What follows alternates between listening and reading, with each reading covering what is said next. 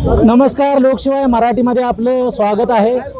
मराठा आरक्षणाचा आता राज्यभर वादळ निर्माण झाला आहे आणि 29 तारखेला मुंबई येथे मनोज जरांगे पाटील हे मराठा नेते आहेत, हे जाणार आहेत। याबरोबर महाराष्ट्रातून बहुतांशी आंदोलक आहेत हे जाणार असल्याने आता आज सातारा जिल्ह्यामध्ये, सातारा राजधानीमधले जे काय मराठा क्रांती मोर्चाचे जे पदाधिकारी आहेत ते आज शिवतीर्थावर जमा झाले आहेत आणि त्यांच्याकडून आपण जाणून घेऊया की त्यांची तयारी कशी झालेली आहे। काय सांगाल तुम्ही? परवा जो मुंबईमध्ये मोर्चा निघणार आहे त्या संदर्भात काय सांगाल? परवा 29 तारखेला जरांगे पाटील 29 तारखेला मुंबईमध्ये आझाद मैदानावर आपलं उपोषण चालू करणार आहेत। बरोबरच आमचे तात्यासुद्धा त्याच ठिकाणी उपोषणाला अमरण उपोषणासाठी बसणार आहेत, त्यांना सपोर्ट म्हणून। सातारमधून कमीत कमी आमच्या इथून आत्ता 20,000ची तरी साधारण 20,000 लोक तिथं पोचतील असं आजचा अंदाज आहे। उद्याचं अजून वाढेल ते। तसंच प्रत्येकाने आम्ही त्यांना प्रत्येकाला सांगितलेलं आहे की आपण गाड्या आपापल्या करून नियोजन करून जायचं आहे, कारण की प्रत्येकाला नेणं शक्य नाही आणि प्रत्येकजण मावळे हे स्वतःहून उत्स्फूर्तपणे जाणार आहेत। आणि आरक्षण का करावं लागतंय हे सरकारला सुद्धा आजपर्यंत कळलं पाहिजे की हा छुपा अजेंडा आम्ही राबवणार। आम्ही जर सांगत बसलो की एवढ्या गाड्या नेणार आहेत तेवढ्या गाड्या, तर आमच्या गाड्या पोचणं कठीण होईल। म्हणून आम्हाला सुद्धा शिवाजी महाराजांच्या गनिमी काव्यासारखं आम्ही गनिमी कावा करून कसल्याही परिस्थितीत आझाद मैदानावर पोचायचं आम्ही नियोजन केलेलं आहे। तुम्ही काय सांगाल? आता जो मराठा क्रांती मोर्चा याला तुम्ही पाठिंबा दिलेला आहे। माझं एकच मत आहे, मराठा समाजाला आरक्षण हे मिळालंच पाहिजे आणि ते 100% मिळालं पाहिजे। दुसरी गोष्ट, कुठूनही घुसा, पण 29 तारखेला मुंबईमध्ये मनोज जरांगे पाटील साहेबांच्या पाठीची दिसा। या ठिकाणी वयोवृद्ध म्हणजे 80 वर्षाचे तात्या आहेत, हे तात्या सुद्धा मनोज जरांगे पाटलांच्या ज्यावेळेस मुंबईमध्ये आमरण उपोषण सुरू करणार आहे त्यावेळी सुद्धा ते त्यांच्यासोबत बसणार आहेत। तात्या, काय सांगाल? काय भावना आहे तुमची याबाबत? आमची एकच भावना आहे, मराठ्याला आरक्षण मिळत नाही तर आम्ही आंदोलनच बंद करणार नाही, तेच आमचा शेवट होईल। तुम्ही अनेक आंदोलनांमध्ये सहभागी झाला आहे, याचा अनुभव तुम्ही काय सांगाल? आंदोलन सत्तेच्या मार्गाने आम्ही केलेलं आहे, गांधी मार्गाने केलं, त्यामुळे आजपर्यंतचं आंदोलन कुठलंही आम्ही यशस्वी केल्याशिवाय उठलो नाही आणि इथून पुढे सुद्धा उठणार नाही।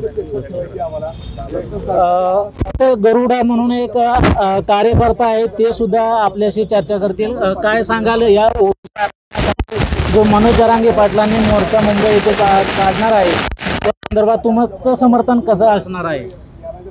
जय शिवराय, जय भीम।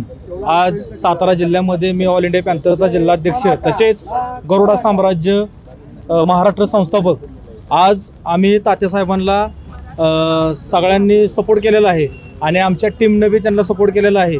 आणि ही बाब चांगली आहे की तात्यांनी आज मुंबईमध्ये जरांगे पाटलां साहेबांबरोबर जे आज ते बसणार आहेत आणि त्यांना आमचा पाठिंबा राहणार आहे।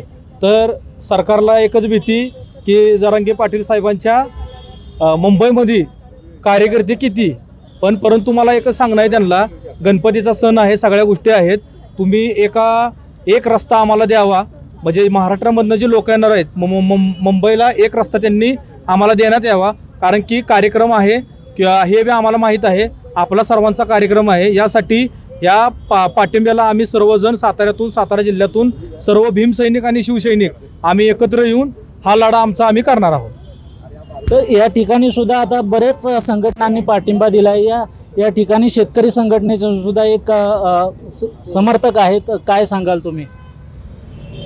आज मराठा समाजाला अजून आरक्षण भेटले नाही, मागं मूक मोर्चे भरपूर निघाले, पुन्हा मागच्या वेळेस दादांना फसवलं गेलं म्हणलं तरी हरकत नाही सरकारनं, पण ह्यावेळेस शेतकरी संघटना आता गप बसणार नाही। शेतकरी संघटनेचा सुद्धा पाठिंबा आहे, घराघरातून सर्व आमचा मराठा बांधव येणार आहे। आणि एक सांगतो, मराठाच्या समाज आमचा आधी तर कोणाच्या वाट्याला जात नाही आणि मराठा समाजाचा जर कोणी वाटेला आला तर ती वाटत अडवून वाट लावल्याशिवाय माघारी येत नाही, हा इतिहास आहे। आणि आज छत्रपती शिवाजी महाराजांच्या साक्षीनं सांगतोय की हा सातारा, राजधानी सातारा हा आता आरक्षण घेतल्याशिवाय माघारी परत फिरणार नाही, एवढं सांगतो। मराठा क्रांती मोर्चा राजधानी सातारा आणि अखंड मराठा समाज लाखोंच्या संख्येनं गनिमी काव्यानं मुंबईमध्ये पोहोचणार आहे 29 तारखेला, आम्हाला कुणीही अडवू शकत नाही आणि तसा सरकारनं प्रयत्नसुद्धा करू नये. त्याचे गंभीर परिणाम सरकारला भोगावे लागतील आणि आम्ही आरक्षण घेतल्याशिवाय माघारी येणार नाही. तिथं मुंबई पूर्ण आम्ही लॉक करू, परंतु आरक्षण हे मिळवूच आम्ही, असा आम्ही ठाम विश्वास करून दादांच्या सोबत मुंबईला रवाना होतोय. काय सांगाल तुम्ही महिला आंदोलक आहात, काय भावना आहे तुमच्या? आज किती वर्ष झालं आपण बघतोय की मराठ्यांना आरक्षण मिळत नाहीये.